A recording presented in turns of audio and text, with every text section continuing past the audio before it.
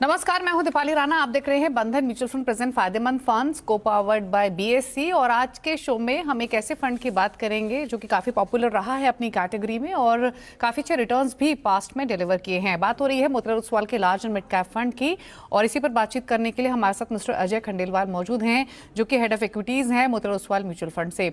अजय जी नमस्कार, स्वागत है आपका इस शो में। और इस फंड पर इन डिटेल में बात करेंगे। और मैं पढ़ रही थी कि as a fund house AMC की अप्रोच रहती है क्वालिटी ग्रोथ की और हाई कन्विक्शन स्ट्रैटेजी की। तो इसके एक्चुअल में मायने क्या हैं, या फिर कैसे आप इस फिलॉसफी को इम्प्लाई कर पाते हैं अपनी इन्वेस्टमेंट स्ट्रैटेजी में, इसको समझने की कोशिश करेंगे। लेकिन सबसे पहले क्विक आउटलुक आपका इंडियन मार्केट्स पर, कैसे लग रहे हैं आपको बाजार, जो कि इस समय कंसोलिडेशन के मोड में है। यहाँ से गोइंग फॉरवर्ड क्या ट्रिगर्स रहेंगे जो इंपॉर्टेंट होंगे, और ओवरऑल अगले 6 महीने या साल भर का पर्सपेक्टिव लेकर चले तो कैसी डायरेक्शन आप देख रहे हैं? धन्यवाद। सो आपका जैसा पहला क्वेश्चन है अबाउट मार्केट आउटलुक।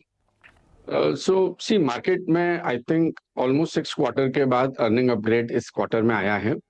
एंड अच्छी बात क्या है कि ये earning upgrade across the board आया है। For example not just Nifty 50 companies बल्कि एनएससी 500 में भी हमने देखा है कि अर्निंग्स काफी बेटर आई एक्सपेक्टेशन से।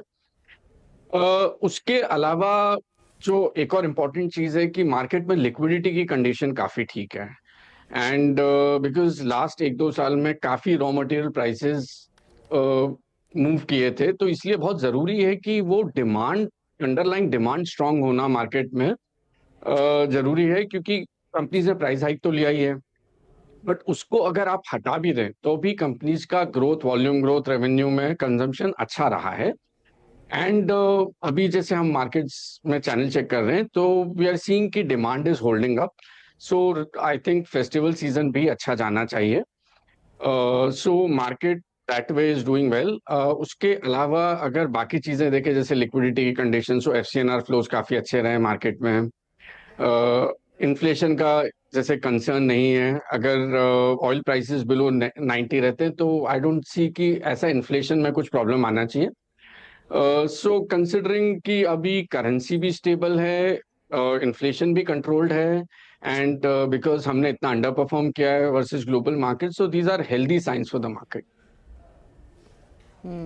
ओके, ठीक है। और अब बात करते हैं Motilal Oswal large and mid cap fund की। तो पहले मैं व्यूअर्स को बता दूं कि अक्टूबर 2019 में इस फंड की शुरुआत हुई थी। और अभी एग्जिस्टिंग जो एयूएम है वो 18,143 या 140 करोड़ के आसपास का है। और इस फंड में आपको large cap, mid cap, small cap तीनों में एक्सपोजर मिलता है।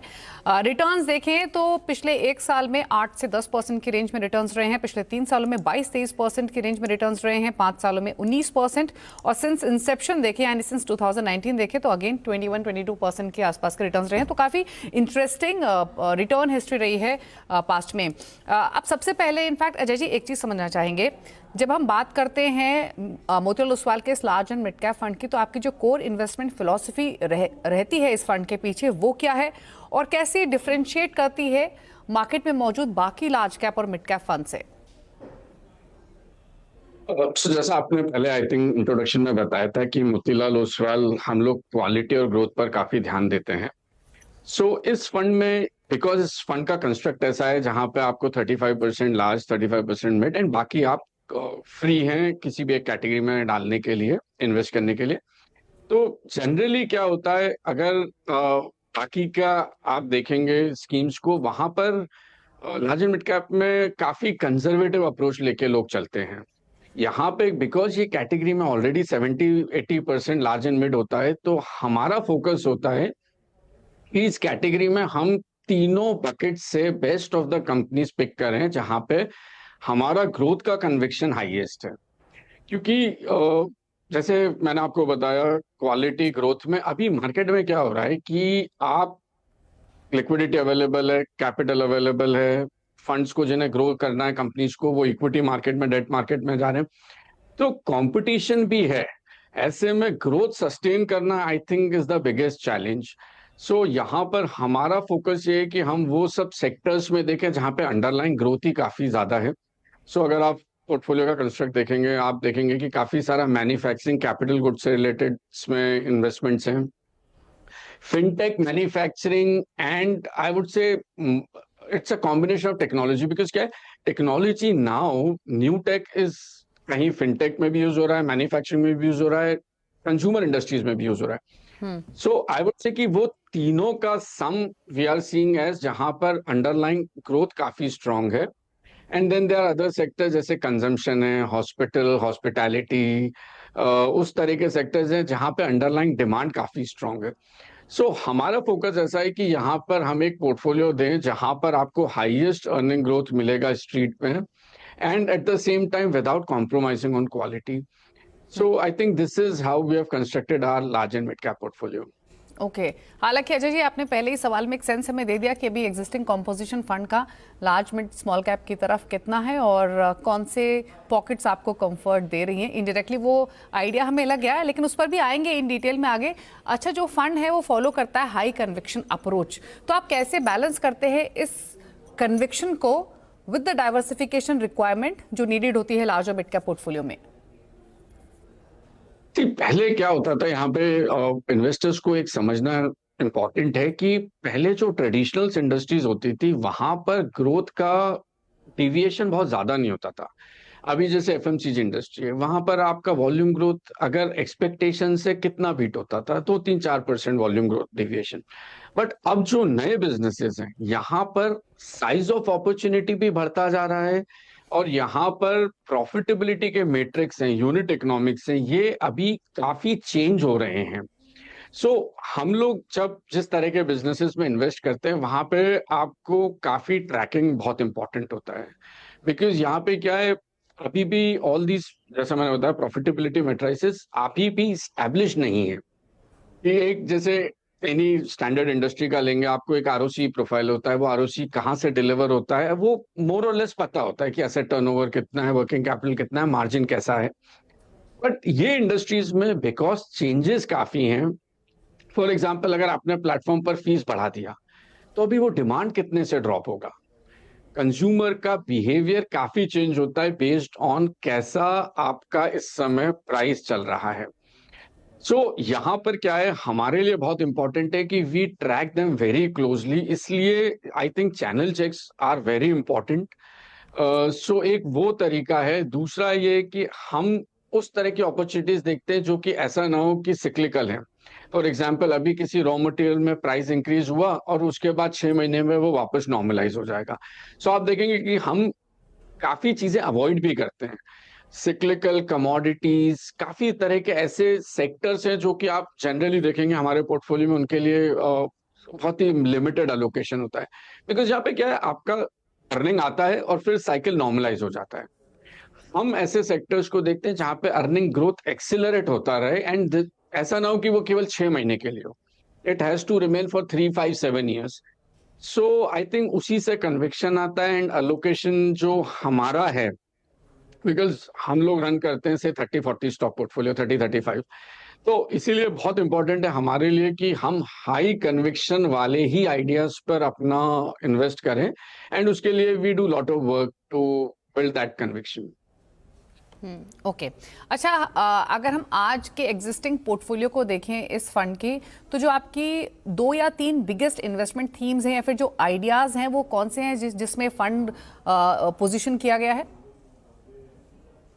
तो मैं मैन्युफैक्चरिंग और कैपिटल गुड्स को एक साथ क्लब करके देख रहा हूँ, क्योंकि क्या हो रहा है वहां पर काफी सारी इंडस्ट्रीज हैं जहां से अंडरलाइंग डिमांड आ रहा है for capital goods. Power consumption बढ़ता जा रहा है, एंड जो जनरेटर्स हैं, आप उनके प्लान देखिए नाउ, अगले 10 से 20 साल के लिए केपेक्स प्लान ऑलरेडी कुछ बड़ी कंपनियों ने बता दिए। सो उसके कारण क्या हो रहा है, नॉट जस्ट इंडिया में but globally also, because of data centre, EV and grids काफी पुराने हो चुके हैं यूएस में, यूरोप में। तो उसके कारण ये जो डिमांड है ये बहुत ही सस्टेनेबल है, एंड एक्चुअली जो एक्सपेक्टेशन है एवरी ईयर वो नंबर्स उससे इम्प्रूव हो रहे हैं। कंपनीज के बजट प्लान्स इंप्रूव हो रहे हैं, जो एग्जीक्यूशन है, मार्जिन है, कैश फ्लोज है, वो इंप्रूव हो रहे हैं अंडरलाइन कंपनीज का। सो मैन्युफैक्चरिंग प्लस कैपिटल गुड्स में हमारा काफी अलोकेशन है। इस पूरे स्पेस में भी हमने कोशिश किया है कि ऐसा ना हो कि 2 बिजनेसेस सेम ही चीज डिलीवर करते हो। सो इस पूरे वैल्यू चेन में हमने आइडेंटिफाई किया है कि कहाँ पर ज्यादा कैप्चर हो रहा है value. So for example transformer, cable companies हो गए, एचवीडीसी कंपनीज हो गए, ये सब एक तरह से हैं। दूसरा, मैन्युफैक्चरिंग में अभी जैसे ईएमएस वगैरह का काफी इम्प्रूवमेंट हो रहा है। एंड उसके स्ट्रक्चरल ग्रोथ ड्राइवर्स, इसी हमें अपना इंपोर्ट डिपेंडेंसी कम करना है। एंड ये एक स्ट्रक्चरल थीम है जहां पर कंपनीज का एक लर्निंग कर्व होता है। सो पहले हम असेंबली करते थे, अब हम थोड़ा और वैल्यू एडेड प्रोडक्ट कर रहे हैं, जो ऑटो सेक्टर में हमने देखा था सेम चीज यहाँ पर भी हो रही है। And lastly I think defence में एक और इंटरेस्टिंग चीज हो रहा है, अपार्ट फ्रॉम जैसे बजट तो अलोकेशन बढ़ ही रहा है, बट फोकस ऐसा है कि बिकॉज आपका supply has to be in time, इसलिए काफी सारे इनिशिएटिव लिए जा रहे हैं प्राइवेट सेक्टर के इन्वॉल्वमेंट को इम्प्रूव करने के लिए।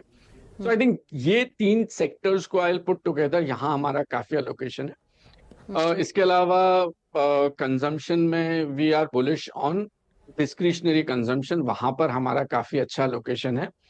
फाइनेंशियल्स, फिनटेक्स पर as a house we are very bullish, तो वहां पर काफी अच्छा लोकेशन है। ओके। अच्छा, कौन सी ऐसी पॉकेट्स हैं जहां आप अंडरवेट हैं या फिर जहां आपने नियर पास्ट में अपना एक्सपोजर ट्रिम किया है? क्या ऐसे भी कुछ पॉकेट्स हैं? सी ऐसा हाउस, जैसे प्राइवेट सेक्टर बैंक्स एक काफी बड़ा स्पेस है और उस पर काफी डिबेट होता है कि प्राइवेट सेक्टर बैंक्स क्योंकि काफी चले नहीं है लास्ट 3 से 5 साल में। बट हमारा व्यू ये है कि अभी जब तक अर्निंग एक्सेलरेशन नहीं होता, मार्केट शेयर वहां पर उनका स्टेबलाइज ग्रोथ वापस नहीं आता, सो सिर्फ प्राइस से हम लोग ऐसा नहीं देखते कि केवल प्राइस अगर चीप हो गया है देन हम उसमें इन्वेस्ट करने लगते हैं। हमारे लिए इंपॉर्टेंट है कि ऑपरेशनल परफॉर्मेंस इंप्रूव होना जरूरी है। सो प्राइवेट सेक्टर एक ऐसा स्पेस है जहां पर हम लोग अंडरवेट हैं। सेलेक्टिवली हम लोग लार्ज कैप आईटी में काफी अंडरवेट हैं। उसके अलावा काफी सारे पॉकेट्स हैं, जैसे पीएसयूज हैं, वहां पर हम कभी होते ही नहीं है। कमोडिटीज हैं जहां पर हम नहीं है इन्वेस्टेड। सो हमारा सी बहुत इंपॉर्टेंट है कि हम क्या अवॉइड करते हैं, वो भी बहुत इंपॉर्टेंट है हमारे लिए। So I think there are lot of spaces where we are not present. Okay, ठीक है। अच्छा, अभी अगर हम एग्जिस्टिंग कॉम्पोजिशन देखें, जो भी प्रेसाइज मैंडेट होता है लार्ज कैप मिड कैप्स में इस फंड के थ्रू, उसको कंसिडर करते हुए अभी जो आपका एलोकेशन है परसेंटेज टर्म्स में लार्ज, मीडियम, स्मॉल कैप में, या फिर जो ओवरऑल एक्सपोजर है वो किन किन category wise, market cap size wise कहाँ कहाँ पर है और कितना कितना है? So, see, SEBI classification के according we are like 36-37% in large cap. Same is true for mid cap. So small cap allocation would be around 25%. But हम लोग क्या करते हैं, हम लोग जनरली कोशिश करते हैं कि हम लार्जर मार्केट कैप कंपनीज ही खरीदें। सो 10,000 करोड़ मार्केट कैप के नीचे हार्डली 2 या 3 कंपनियां होंगी इस फंड में। Because irrespective of market cap, हमारा अप्रोच है कि वो लीडरशिप कहाँ है, इंडस्ट्री में टेलविंड्स कहाँ हैं, ग्रोथ विद क्वालिटी कहाँ डिलीवर होता है। I think those are important things. So small cap allocation, क्योंकि कैटेगराइजेशन लाइक 250 के beyond it is small cap, but generally आप एवरेज मार्केट कैप देखेंगे इस फंड का which is on the higher side. And most of these companies again are leader and जहां sectoral tailwinds काफी strong है। Okay, understood. चलिए, इसी पर एक ब्रेक के लिए रुक रहे हैं और जब लौटेंगे तो बाकी पर्सपेक्टिव से भी करेंगे चर्चा, समझने की कोशिश करेंगे कि कितना अप्रोच एक इन्वेस्टर को रखना चाहिए, कितना समय देना चाहिए अगर एक्सपोजर लेना चाहिए, और ओवरऑल पोर्टफोलियो में कहाँ पोजीशनिंग हो सकती है इस तरीके के फंड की, इस पर भी करेंगे बातचीत। जल्द वापस आते हैं। ब्रेक के बाद आपका स्वागत है। आप देख रहे हैं बंधन म्यूचुअल फंड प्रेजेंट फायदेमंद फंड्स को पावर्ड बाय बीएससी, और आज के शो में हम बात कर रहे हैं मोतीलाल ओसवाल के लार्ज और मिड कैप फंड की, और चर्चा के लिए हमारे साथ हैं मिस्टर अजय खंडेलवाल, जो कि हेड ऑफ इक्विटीज है मोतीलाल ओसवाल म्यूचुअल फंड से। अच्छा, क्योंकि यहाँ पर 25% के आसपास का आपने स्मॉल कैप एक्सपोजर बताया, और वो आपका डिसीजन है कि वो जो रिमेनिंग परसेंटेज है उसको कहाँ डिप्लॉय करना है, कैसे डिसीजन लेते हैं कि, या फिर जो स्मॉल कैप को आपने पिक किया या जो पॉकेट्स आपने स्मॉल कैप में पिक की, उनको पिक करने के पीछे क्या आपकी आइडियोलॉजी या फिर आप कैसे पोजीशनिंग करते हैं इस फंड के थ्रू? एग्जैक्टली क्या अप्रोच रहती है जो रिमेनिंग परसेंटेज होती है जो आपकी विल पर होती है? और जैसा मैंने बताया, देखिए इनरेस्पेक्ट ऑफ मार्केट कैप हम लोग ये देखते हैं कि मार्केट के किस पॉकेट्स में ग्रोथ ज्यादा है। अभी जैसे अगर आप लार्ज कैप देखेंगे, वहां पर आईटी इंडस्ट्री, वहां हार्डली 3 से 4% ग्रोथ है। सिमिलरली प्राइवेट सेक्टर बैंक्स में वहां पर भी ग्रोथ कम है। एफएमसीजी में वहां पर भी ग्रोथ थोड़ा कम है। सो इर्रेस्पेक्टिव ऑफ मार्केट कैप, हम लोग ये देखते हैं कि कहाँ पर ग्रोथ हाईएस्ट है, एंड वो फिर किस पॉकेट में है, उसमें से फिर हम लोग डिसाइड करते अंडरस्टूड। हैं कि ये sector, sub sector we like, and these are the companies which are actually meeting the criteria that we have, and उसके बेसिस पर फिर हम अपना पोर्टफोलियो एलोकेशन करते हैं। कल अगर सपोज करिए मिड और लार्ज में ग्रोथ रिवाइव होता है, तो आप देखेंगे कि हमारा पोर्टफोलियो में लार्ज और मिड का एलोकेशन यहाँ से काफी बढ़ जाएगा। Okay, understood. अच्छा, जो स्टॉक पिकिंग स्ट्रैटेजी होती है उसके पीछे कौन कौन से आपके पैरामीटर्स होते हैं? ये बेसिकली मैं ये जानने की कोशिश करूँ, जैसे आपने कहा कि आपकी किसी कंपनी पर हाई कन्विक्शन है, लेकिन अगर उसकी वैल्यूएशंस एक्सपेंसिव हैं, तो किस क्राइटेरिया को आप फॉलो करते हैं अपनी हाई कन्विक्शन लिस्ट में जब स्टॉक पिकिंग की बात होती है? सो वैल्यूएशन का जहां तक पार्ट है, आई थिंक ट्रेडिशनली जो वैल्यूएशन का मैट्रिक्स होता था वर्सेस नाउ, वो काफी चेंज हो गया। आई थिंक इन्वेस्टर्स को ये समझना बहुत जरूरी है कि पहले के बिजनेसेस क्या होता था, एक उसमें कैपिटल लगता था, आपने एक फैसिलिटी लगा दिया। मैं आपको सिंपल एग्जांपल देता हूँ। आज अगर आप क्यूएसआर कंपनीज को देखेंगे, उनका उनका फूड डिलीवरी तो जैसे प्रॉफिटेबल हो गया है, बट आज उनका क्विक कॉमर्स देखेंगे, क्विक कॉमर्स का कैपिटल बर्न ऑलमोस्ट एक मिड साइज सीमेंट प्लांट जितना हो चुका है। सो ये क्या, काफी चेंजेस हो चुके हैं अभी इंडस्ट्री में। जहां पर पहले कैपिटल लगता था, आप एक प्लांट एंड मशीनरी लगाते थे, उसका यूटिलाइजेशन आता था, प्राइसिंग एंड आपका मार्केट शेयर के बेसिस पर आपका प्रॉफिटेबिलिटी काफी रीजनेबली प्रेडिक्ट करना आसान होता था। आज के जो बिजनेसेस हैं वहां पर क्योंकि क्या है, कैपिटल बर्न का नेचर काफी डिफरेंट है, तो इसीलिए आपको वो प्राइस टू अर्निंग में हमेशा महंगे दिखेंगे। हमारा फोकस क्या होता है कि हमें जो मैक्सिमम टाइम हम लगाते हैं ये समझने में कि ये साइज ऑफ अपॉर्चुनिटी कैसे इंप्रूव हो रहा है, एंड फिर वो यूनिट इकोनॉमिक्स इवेंचुअली कैसा प्ले आउट कर रहा है। क्योंकि क्या होता है, काफी बिजनेसेस, ये जो न्यू टेक बिजनेसेस हैं, ये बाय द टाइम प्रॉफिटेबल होते हैं, आई थिंक इनका ग्रोथ फेज काफी स्लो डाउन हो जाता है, एंड फिर उनके मल्टीपल्स रैशनलाइज होने लगते हैं, जो कि ग्लोबली भी हमने देखा है।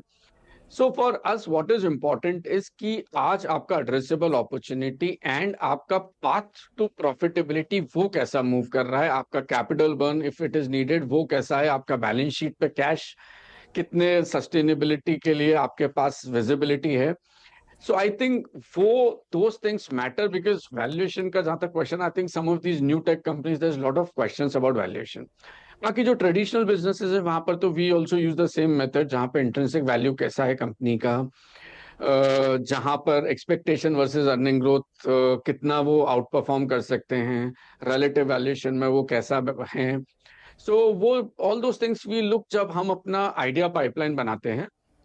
But my point is very simple कि आप अगर ट्रेडिशनल ढंग से देखेंगे वैल्यूएशन को, नए तरह के बिजनेसेस को, तो काफी सारी अपॉर्चुनिटी मिस कर जाएंगे। इसीलिए हम किस बिजनेस में क्या फंडामेंटल्स हैं, किस तरह का कैपिटल रिक्वायरमेंट है, एंड नेचर ऑफ बिजनेस क्या है, उसके बेसिस पे वी डू आर एनालिसिस। उसी बेसिस पर हम लोग अपना एक फेयर वैल्यू निकालते हैं, देन वी सी कि whether this is for us it make sense और नॉट। जो भी आप स्टॉक पिक करते हैं, कोई टाइम ड्यूरेशन होता है कि कितना टाइम एटलीस्ट दिया जाता है कि जिन भी पैरामीटर्स पर आपने उसको पिक किया है वो उस पर खरा उतरे, या फिर कौन से वो रीजंस होते हैं कि कोई आपने स्टॉक पिक किया और आपको वो सेल करना पड़ा हो पास्ट में, फिर चाहे वो वैल्यूएशन कंसर्न हो, डिट्रॉयशन इन बिजनेस हो, फंडामेंटल्स हो, या जो जिस पर्सपेक्टिव से आपने पिक किया था वो पर्सपेक्टिव फुलफिल ना हो रहा हो, तो एग्जैक्टली कब और कैसे डिसीजन लिया जाता है व्हेन टू सेल?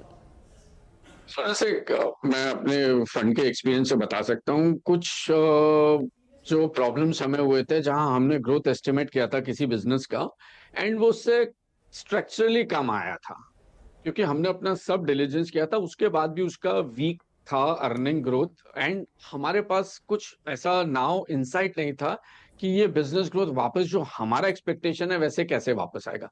सो अगर ग्रोथ वीक है एंड हमारे पास ऐसा कोई रीजन नहीं है टू अंडरस्टैंड कि ये ग्रोथ रिवाइव कैसे हो सकता है और हमारी एक्सपेक्टेशन मीट कर सकता है, और लग रहा है कि स्ट्रक्चरली ग्रोथ अब वीकर रहेगा, तो फिर then we get out of that business. Second होता है कि कभी कभी क्या होता है, जैसे आपका कुछ गवर्नमेंट रेगुलेशन आ गया, वो थोड़ा एडवर्स आ गया। अभी उसमें वापस एंड काफी हुआ है, कैपिटल मार्केट्स में हुआ था, कुछ इंपोर्ट एक्सपोर्ट रिलेटेड बिजनेसेस में रेगुलेशन काफी चेंजेस हुए थे।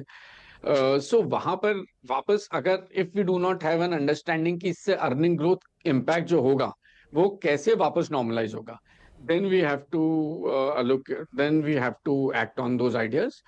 बाकी वैल्यूएशन का ऐसा है कि हम लोग जनरली ये देखते हैं कि आज मेरा एक्सपेक्टेशन से 20% अर्निंग ग्रोथ का है, अगर वो बिजनेस डिलीवर कर रहा है 25% अर्निंग ग्रोथ। सो क्या होता है ऐसे में, जब earning is higher than expectation, कभी पीई डी रेटिंग नहीं होता है। आप चाहे री रेटिंग ना हो, बट कभी डी रेटिंग नहीं होता है, तो ऐसे में those business are very safe to hold. So हमारा फोकस ये होता है कि आप अर्निंग साइकिल में अपग्रेड देख रहे हैं कि नहीं देख रहे हैं। अगर अपग्रेड नहीं है, देन हायर मल्टीपल बिजनेसेस फिर वो मल्टीपल पर सस्टेन नहीं करते हैं। So these are some of the things जहां पर चैलेंजेस हमें समझ नहीं आ रहे हैं कि उसके कारण अर्निंग कट कितना होगा और वो वापस कैसे आएगा, तब हम सेल करते हैं। दूसरा, कुछ रेगुलेटरी इश्यूज आ जाए जहां पर हम लोगों को समझ नहीं आता है कि how this will again get normalize, तब लास्टली हम नए आइडियाज को अपने एग्जिस्टिंग पोर्टफोलियो से कंपेयर करते हैं।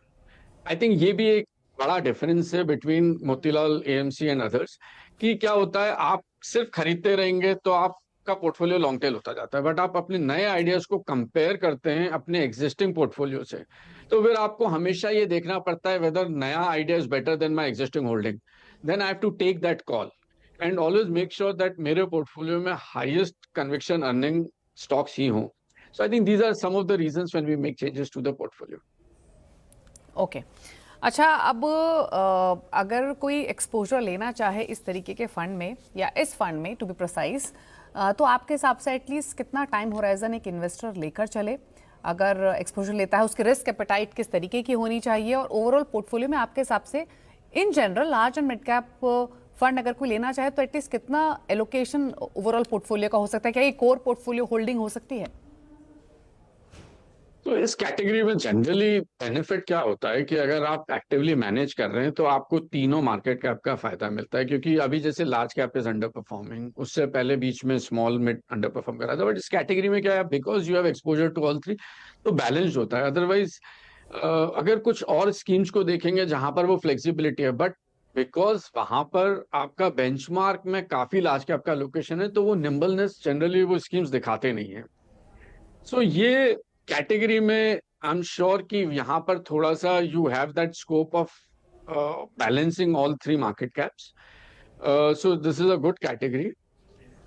Secondly for investors I think जो स्टार्ट कर रहे हैं या who have understanding of equity, उन दोनों के लिए अच्छी कैटेगरी है। अगर मैं केवल इक्विटी पोर्शन की बात करूं तो आपके इक्विटी एलोकेशन का इट कैन बी से 25 to 30% kind of your equity allocation, because इसमें आपको ब्लेंड मिलता है सभी का। And investment horizon again we always suggest something anything below 3 to 5 years। These are not the schemes for that. So आप मान के चलिए कि आपको 5 साल तो इसमें इन्वेस्ट करना ही है, बिकॉज उस ड्यूरेशन में generally market cycles play out हो जाते हैं for different categories. So I think 5 year is a decent investment horizon. Okay, तो यहाँ पर एटलीस्ट 3 to 5 years के होराइजन के साथ एक्सपोजर लिया जा सकता है। और इनफैक्ट मिस्टर खंडेलवाल ने तमाम डिटेल्स बताई, क्या एग्जैक्टली अप्रोच रहती है, एग्जिस्टिंग कॉम्पोजिशन कैसा है, किन थीम्स पर ये फंड फिलहाल फोकस्ड, एंड मोस्ट इंपॉर्टेंट जो पास्ट रिटर्न्स रहे हैं जो कि काफ़ी बेहतर रहे हैं, उसके पीछे किस स्ट्रैटेजी ने किया है काम। Well, thank you Ajay ji आने के लिए शो में और इस फंड से जुड़ी तमाम डिटेल्स हर पर्सपेक्टिव से हमारे व्यूअर्स के साथ शेयर करने के लिए। तो ये बात हुई Motilal Oswal large and mid cap fund की, और जैसे हमने चर्चा भी की, पिछले 1 साल में 8 से 10% की रेंज में रिटर्न रहे हैं। अगर आपने कंसिस्टेंट एसआईपी की है पिछले 3 सालों में या 5 सालों में, since Inception which is 2019, almost 20-22% के रेशियो में इस फंड ने रिटर्न्स डिलीवर किए हैं। तो ये तो बात हुई मोतीलाल ओसवाल के large and mid cap fund की। इसी के साथ फायदेमंद फंड्स में इतना ही। ब्रेकफास्ट पर भी खबरें जारी हैं CNBC आवाज पर। नमस्कार।